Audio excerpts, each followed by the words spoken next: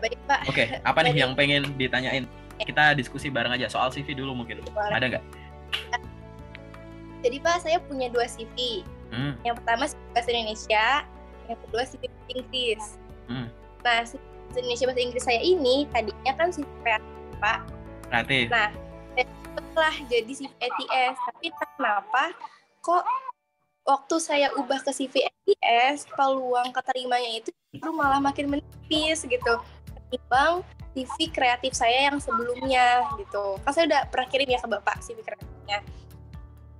Dan maksudnya saya juga nge-apply itu sesuai kalau misalnya job desk-nya nyambung kayak administrasi atau bank atau misalnya legal yang sesuai dengan background saya, itu saya pasti ATS. Tapi kalau misalnya kayak editing, content creator, admin, saya apply-nya yang kreatif gitu. Cuma kenapa yang ATS kok enggak gitu. Kemarin tuh udah cuma baru Starbucks tadi itu ada, tapi di Jakarta ditunda karena kita kan.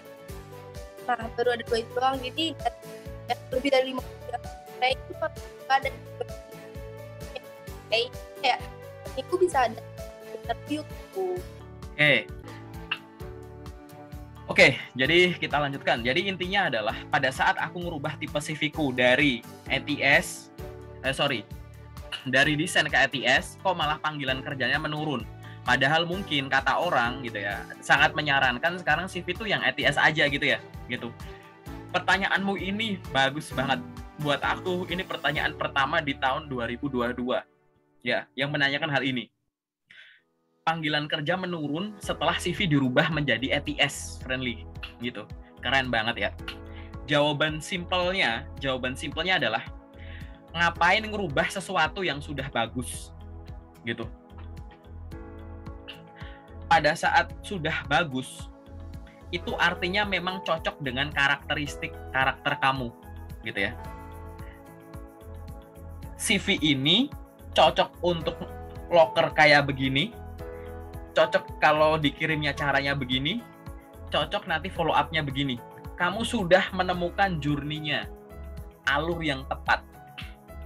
Saat kamu sudah menemukan jalan beraspal, ngapain kamu masih nengok kanan kiri hanya karena ada orang yang bilang lewat sana lebih bagus loh, padahal waktu kamu tengok ya belum tentu, kamu harus buktiin dulu gitu. Jawaban simpelnya gitu. Tidak usah merubah sesuatu yang sudah bagus dalam pencarian kerja, karena artinya kamu sudah punya journey-nya ini yang tepat gitu. Journey, aku nggak ngomong alur, nggak ngomong proses, ini udah satu journey. Ini dipasangin ini udah match, ya sudah gitu. Jawabannya ke situ. Nah, tapi nggak mungkin jawabanku itu dong gitu. Ada penjelasannya. Jadi semacam ini. Kita cek lagi. Coba ini namanya kamu gini, untuk menemukan journey yang tadi, ya, kamu kan akhirnya merubah jadi ATS. Ibaratnya tuh kamu menemukan hasil ini itu lewat journey yang tidak kamu sadari, gitu. Karena kalau journey itu kamu sadari, gitu ya, kalau journey itu kamu sadari, maka kamu akan, kalau ada yang ngomong ganti ATS aja itu lebih bagus, kamu dengan tegas bisa langsung bilang, enggak ngapain, CV-ku udah kayak gini, panggilan kerjanya juga udah rutin kok, gitu. Itu artinya kamu udah cari teorinya, udah kamu praktekin sendiri, udah mendapatkan hasil, dan sudah bisa beralasan kenapa aku pengen gini aja, gitu loh. Itulah ya, gitu. Itu adalah journey yang sesungguhnya, paham nggak? Gitu. Jadi kayak begitu ya, gitu. Kalau kamu sudah menemukan journey-mu sendiri, belajar teorinya, kamu praktekin, ya kan? Kamu dapetin hasilnya. Akhirnya kamu punya alasan untuk bilang, enggak, saya nggak mau jadi ATS friendly, gitu. Tapi ini kamu masih merubah jadi ATS friendly, gitu. Dan akhirnya mendapatkan hasil panggilannya lebih sedikit. Artinya, ini tuh sebenarnya kamu lagi dalam proses belajar lewat journey yang tidak kamu sadari, gitu. Bagusnya, kamu punya sense. sebenarnya ini secara natural setiap orang pencari kerja yang fokus dia akan punya sense. Aku pakai yang desain, bagilan banyak. Pakai test friendly cuma dikit. Pasti ada yang nggak beres, pasti gitu, ya kan? Oh, itu sebenarnya yang dialami sama banyak orang, termasuk aku. Waktu jadi fresh graduate ngalamin gitu. Oh, aku kayak begini jadi begini sih. Kalau begini nggak harus ETS apa enggak ya. Case-nya itu ada banyak. Kita akan belajar berdasarkan journey-nya, sehingga kita harus peka. Kepekaan akan muncul pada saat dari sisi kita lakuin secara rutin, tapi diimbangi dengan belajar referensi dulu, gitu. Karena kita nggak mungkin peka kalau kita nggak tahu referensinya, gitu, ya kan? Kita udah beli poster, istilah waktu kecil, gambar-gambar hewan gitu ya. Ini namanya kucing, ini kuda, ini sapi gitu. Begitu kita nanti lihat di kebun binatang, oh ini namanya sapi gitu. Dari mana itu? Udah dari referensi. Itu intinya kayak gitu. Kepekaan akan muncul saat kita udah belajar lewat teori dan dipraktekkan. Nah, sehingga gitu, kamu memiliki itu. Yang harus kamu lakukan sekarang adalah coba dicek lagi. Apakah benar faktor utamanya itu hanya ngerubah jenis CV-nya? Contoh, jangan-jangan setelah CV-nya kamu ubah jadi ETS friendly gitu, ternyata CV itu kamu pakai untuk ngelamar tapi intensitasnya nggak sebanyak waktu kamu pakai desain. Waktu kamu kirim pakai desain per hari kamu 10, 20. Itu teman-teman di grup locker per hari bisa 20 sampai 30 lamaran keluar.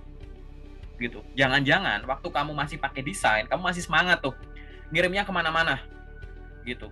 Ya kan? Waktu udah jadi ETS friendly, kebetulan intensitasnya menurun.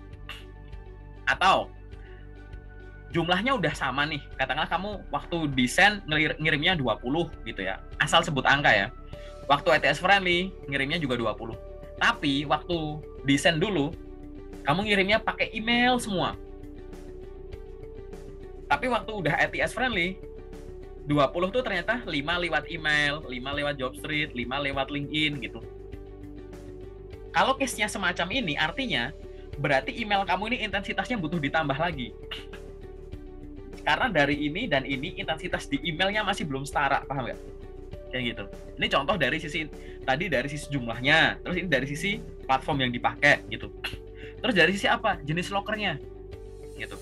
Ingat-ingat waktu kamu pakai desain, jangan-jangan waktu kamu pakai desain kamu open sama locker, misalkan. Oh ini locker kayak begini.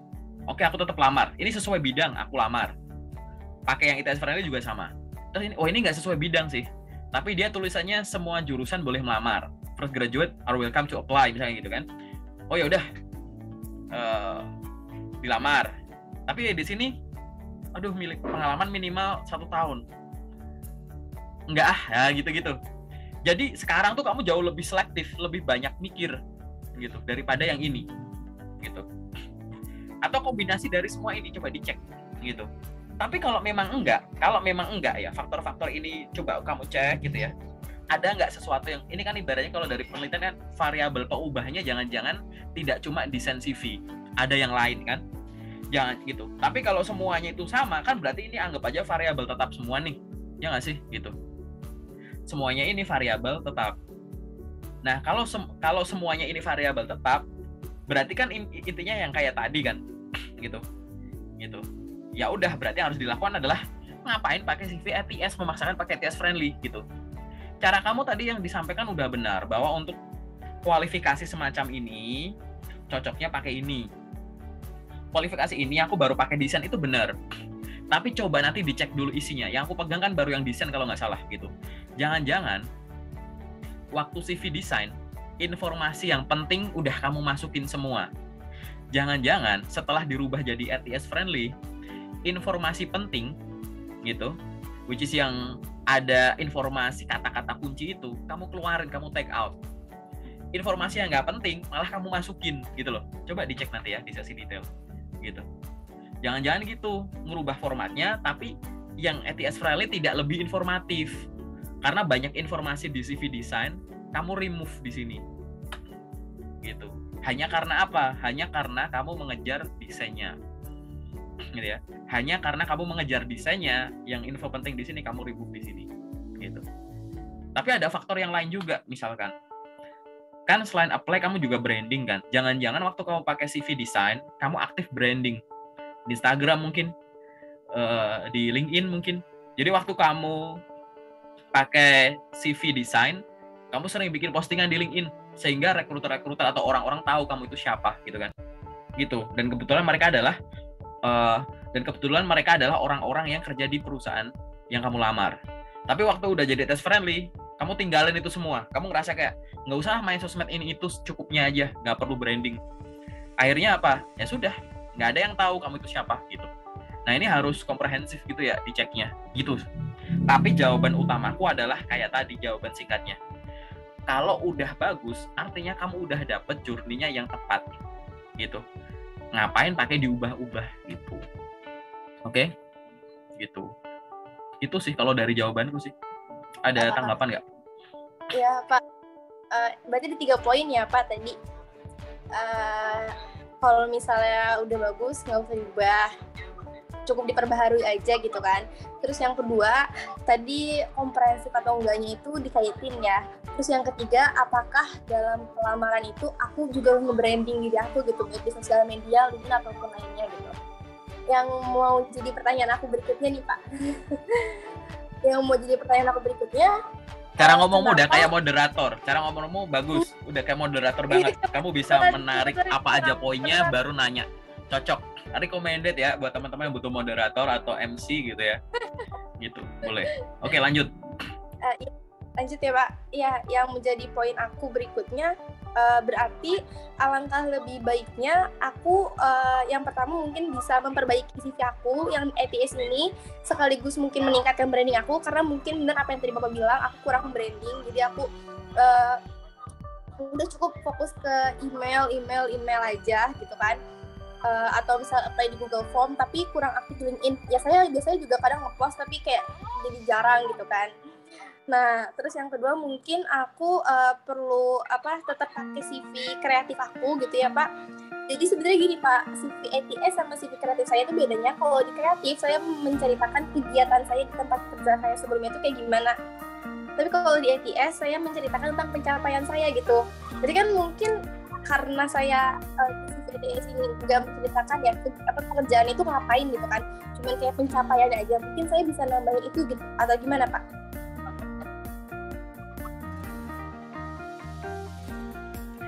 Menuliskan ya udah menuliskan pengalaman kerja di CV gitu ya.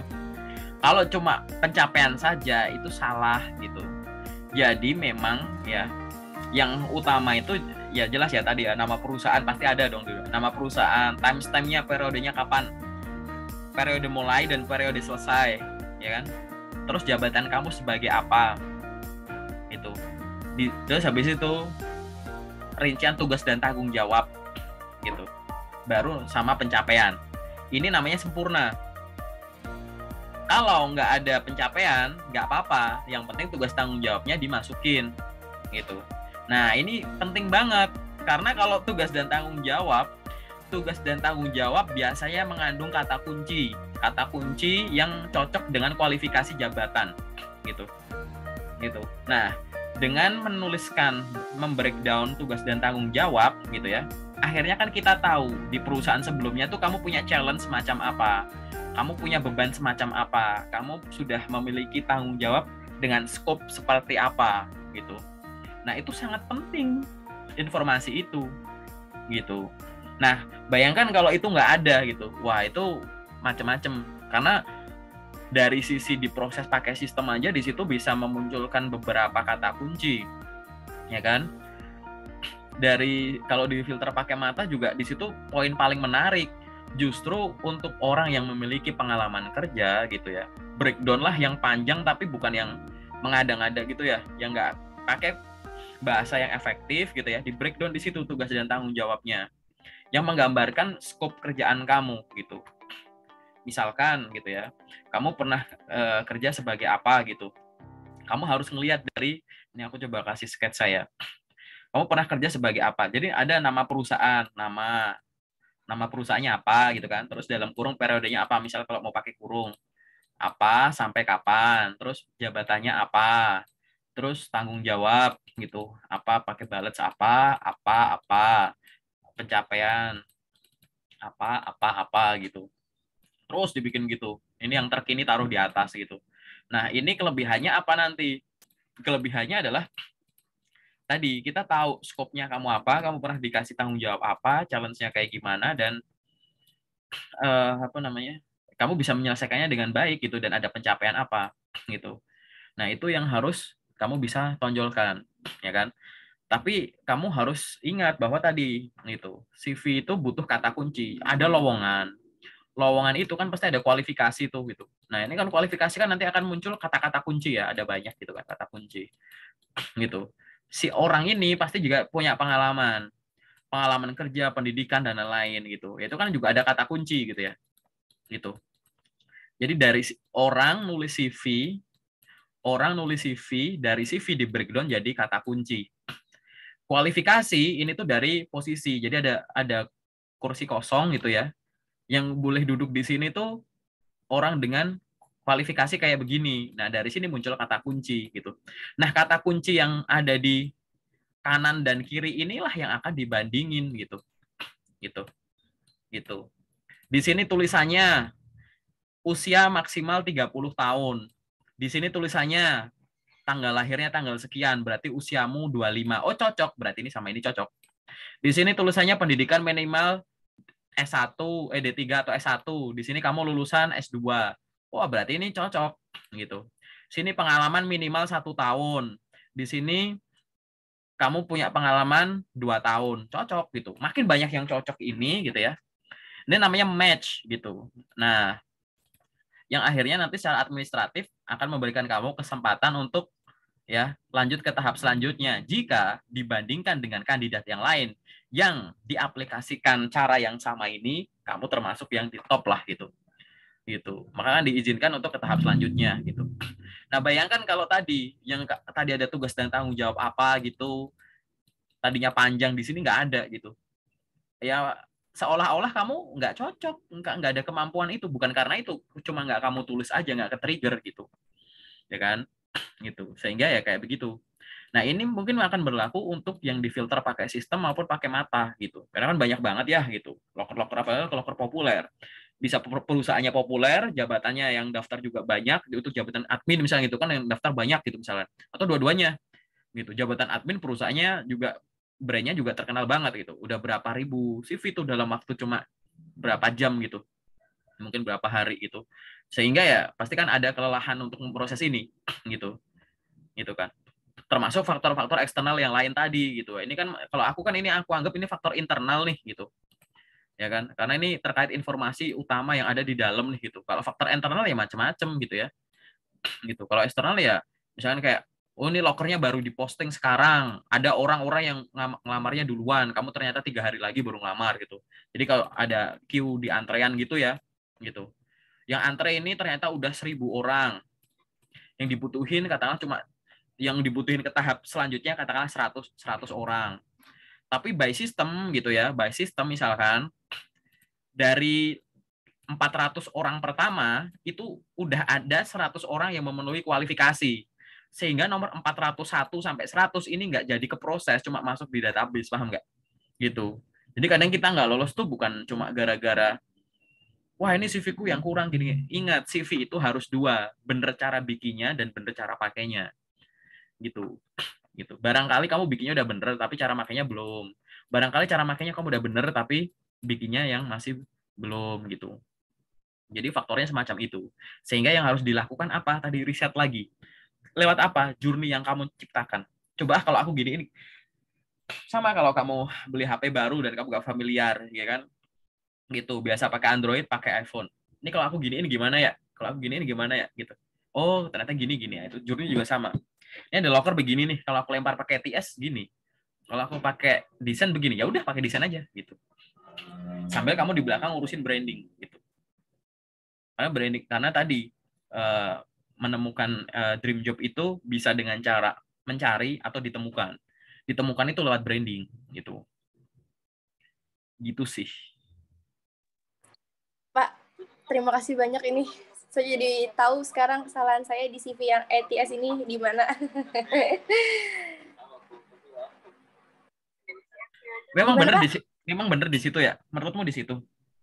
Iya, jadi benar ini yang saya pikirin sebenarnya. Sebenarnya berawal dari saya nonton TikTok ya, biasanya kan suka banyak ya Pak video-video edukasi terkait CV gitu kan. Terus yang saya biasanya lihat tuh kadang mereka cuma nyantumin habis pekerjaan, apa namanya, tahun lama bekerja, langsung pencapaian gitu. Jarang ada yang kayak misalnya kegiatannya itu ngapain. Makanya saya pas beralih ke ETS, saya hapus tuh yang di CV kreatif itu yang harusnya ada gitu. Saya hapus. Ini bagus nih, nanti aku kasih judul. Gara-gara nonton TikTok, CV ETS nggak ada panggilan. Atau CV ETS sedikit panggilan gitu. Ya nggak apa-apa gitu. Judul kan harus yang kontroversial gitu ya. Tapi ini real kok, bukan cuma kamu ya yang nanya ini. Tahun apa namanya akhir 2021 kemarin lumayan banyak gitu. Cuman kayaknya nggak tahu videonya udah pada aku uploadin belum tuh teman-teman yang sharing di bawah-bawah ya, nanti videonya di YouTubeku ya. Bahwa sama, kata siapa Kak ETS kok mah jadi gini ya? Apa aku nggak bisa cara bikinnya? Terus aku nanya kan, gimana? Loh itu kamu bisa. Begitu masuk ke sesi detail, lah ini gimana? Gitu. Karena kalau kamu nulis di CV cuma nama perusahaan, periode, jabatannya apa, itu seolah-olah kayak aku pernah di sini sekian lama sebagai ini. That's all. Gitu. Terus aku ya, so what gitu. Itu kamu namanya kamu menjual nama perusahaannya. Kan yang aku rekrut kamu bukan perusahaan. Sama tuh kayak pengalaman pendidikan. Universitas ini, perusahaan kampus terkenal. Periodenya ini sampai ini. Terus habis itu jurusannya ini. Ya that's it gitu. IP kamu nggak nongol. Pengalaman organisasi kamu nggak nongol. Itu kamu cuma menjual nama kampus yang mahal gitu.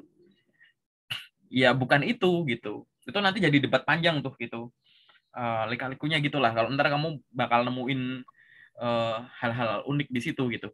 Sehingga gitu ya, yang harus kamu pastikan tadi itu CV itu nggak cuma sekedar begitu. Dan ingat, balik lagi, maaf aku nggak nyalahin konten. Oke, konten ada dimanapun. Bahkan kamu nonton YouTube-ku, lihat di mana-mana yang aku post di LinkedIn, itu cuma serpihan-serpihan ilmu. Kalau kamu pengen belajar, ya belajar dari sumbernya, cari buku referensi gitu. Banyak kok buku-buku psikologi yang bisa dipelajari sama orang dari jurusan non psikologi gitu ya. Khususnya untuk kayak begini yang hubungannya sama karir gitu. Gitu. Memang di semua kampus ya yang jurusan ya kayak aku jurusan atau nggak diajarin kan cara bikin CV yang bener, nggak ada mata kuliah itu gitu loh. Ya kan? Cara bikin LinkedIn, cara branding gini gitu. Ya itu ya bukan bagian dari mata kuliah gitu. Sehingga tergantung ekspansi ya, ekspansi dari rasa kepo masing-masing orang tadi.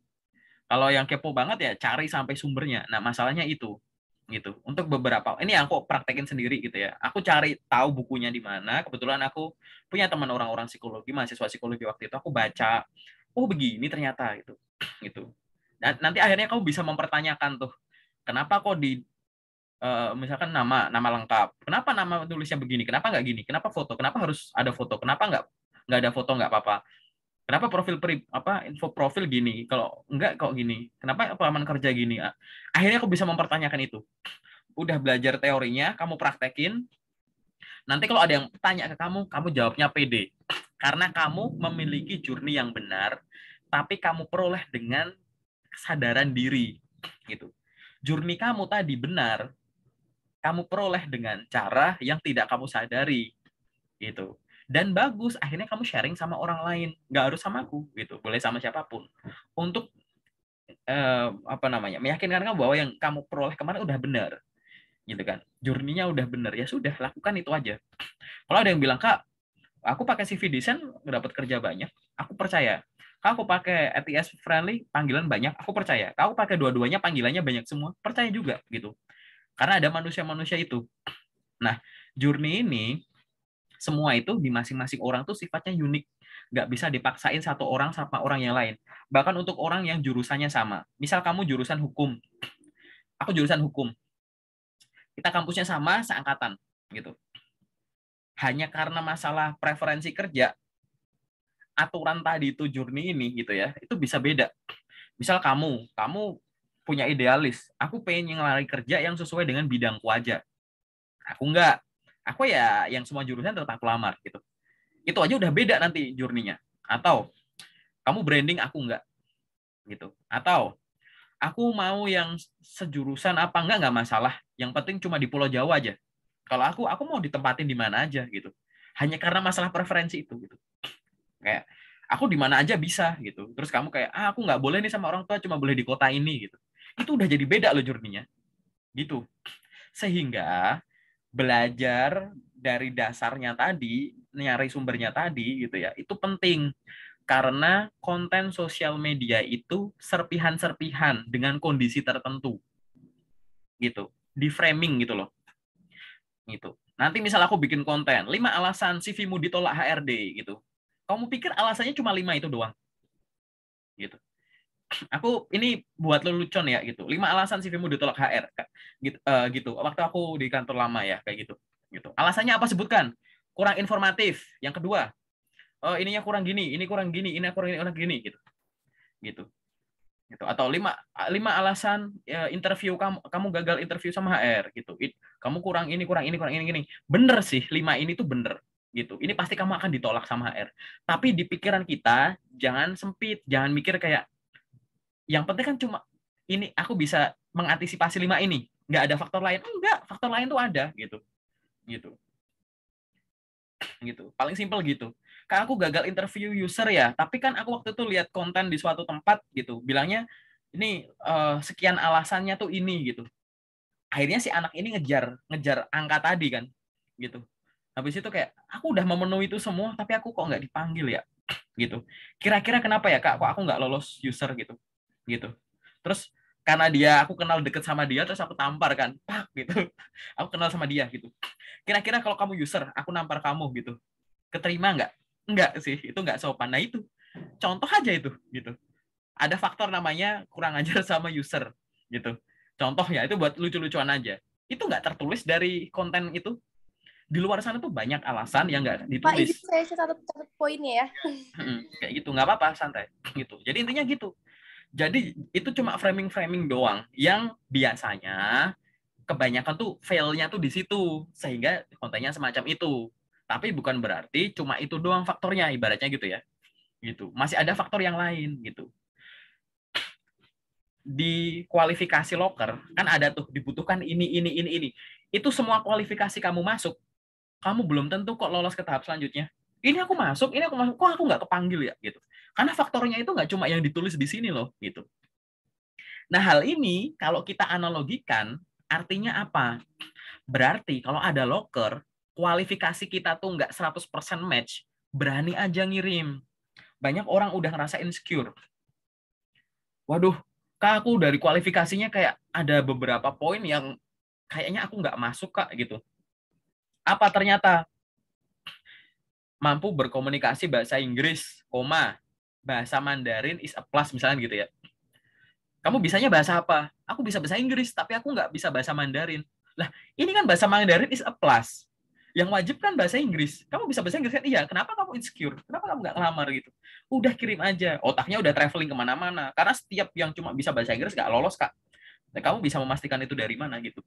Sehingga balik lagi, kalau kamu belajar dari sumbernya, akhirnya kamu tahu. Gitu ya. Gitu. Karena kalau nggak belajar dari sumbernya, lewat framing aja, kondisi berubah dikit, kamu bingung. Dikit bingung gitu. Gitu. Sehingga tolong belajar dari sumbernya. Gitu. Masing-masing orang punya journey-nya, cari belajar dari sumbernya gitu. Gini, kalau memang kamu nyari sumber pangkalnya itu susah, cari beberapa referensi. Jangan hanya karena nonton satu konten, kamu ngerasa paham segalanya. Jangan gara-gara kamu tamat baca satu buku, kamu menganggap dirimu ahli gitu. Gitu. Yang harus kamu lakukan tuh harus belajar terus gitu. Karena definisi CV bagus dari dulu sampai sekarang tuh berubah. Kamu ingat ada CV tulis tangan gitu ya? Gitu. Dulu sangat terkenal CV diarahin tulis tangan gitu. Gitu. Habis itu ada lagi CV yang bentuknya kayak tabel, tau nggak sih? Yang kayak tabel-tabel gitu. Gitu. Gitu. Itu dulu terkenal. Sekarang kalau pakai itu aneh. Dulu CV ATS itu malah dianggap apa ini? Bikin CV nggak ada desainnya, kayak tulis Word doang. Kayak kamu waktu itu ada yang bilang kayak surat undangan ini undangan di RT RW kelurahan gitu loh. Cuma kayak gitu doang gitu, nggak ada desainnya gitu. Waktu itu siapa ya yang konten sama aku gitu, itu dulu tuh gitu, tapi definisi berubah gitu. Nah, sehingga kita harus mengikuti hal-hal tersebut. Ingat ya, belajar dari sumbernya. Kalau nggak nemuin sumbernya, langsung beberapa referensi, langsung di cross check gitu. Nanti kalau udah kayak gitu, nanti dihubungkan dengan journey pribadi. Oh iya begini, coba aku riset dulu, coba aku praktekin seminggu, cocok 2 minggu, oke lanjut. Nanti ada orang jangan pakai gitu, nggak apa-apa kok gitu. Gitu. Yang penting sudah pakai cara yang benar ya, kayak gitu sih. Oke, ini pasti ada lanjutan pertanyaan ya, bener nggak? Ada lanjutan kan? Oke, habis ini aku lanjutin ya. Ya, jadi